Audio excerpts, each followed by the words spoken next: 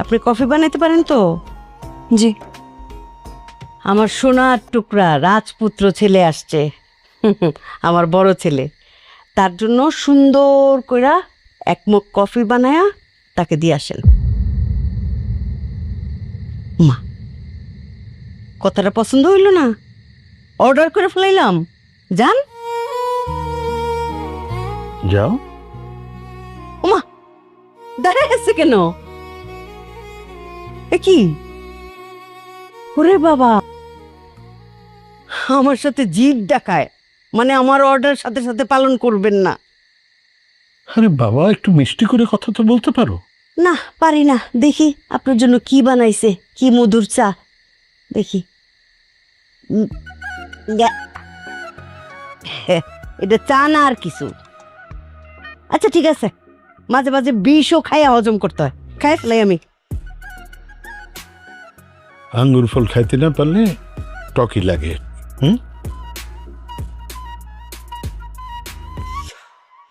চা কইলাম ভালোই বানায়।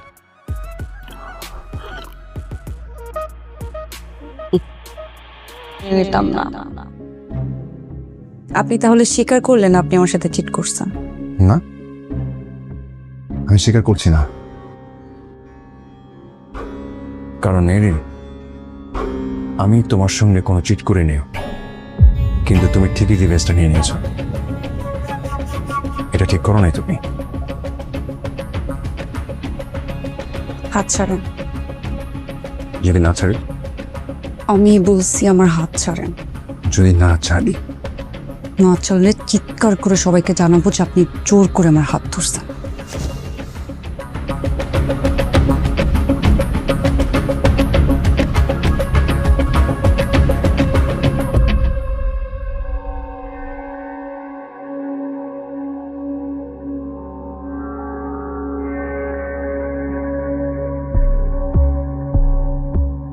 আপনার ভাইয়ের সাথে আমার 3.5 বছরের রিলেশন ছিল।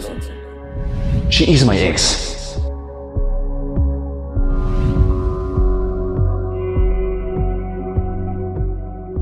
সামির, আমি পুরো বাড়ি তোমাকে খুঁজতেছি, তুমি এখানে দাঁড়িয়ে আছো কেন?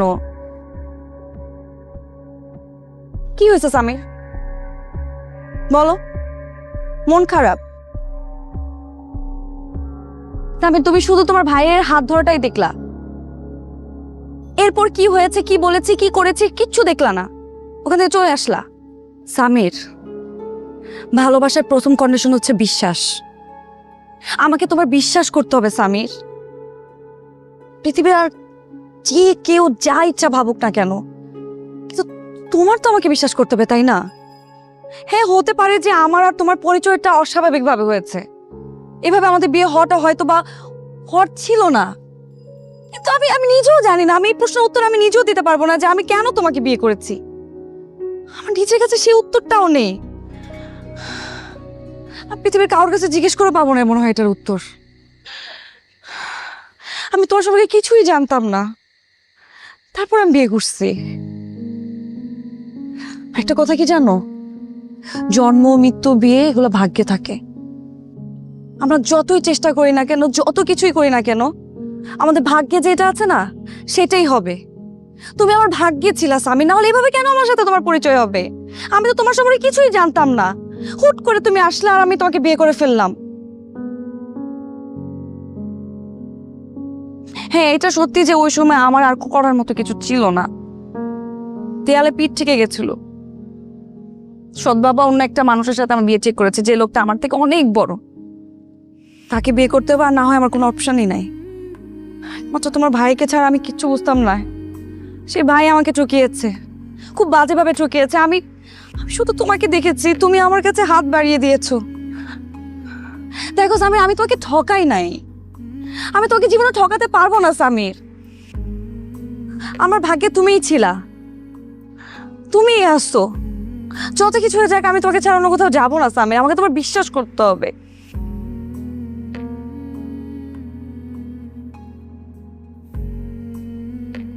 মেয়েরিন তোমাকে বলছে, শুধু যদি বিশ্বাস করে থাকি শুধু তোমাকে, এই হাতটা যখন ধরেছি ছাড়ার জন্য ধরিনি, সারা জীবন ধরে রাখার জন্য ধরেছি। ছেড়ে যাবো না তোমাকে, শুধু আমাকে একটু বিশ্বাস করো, আমার পাশে থেকো।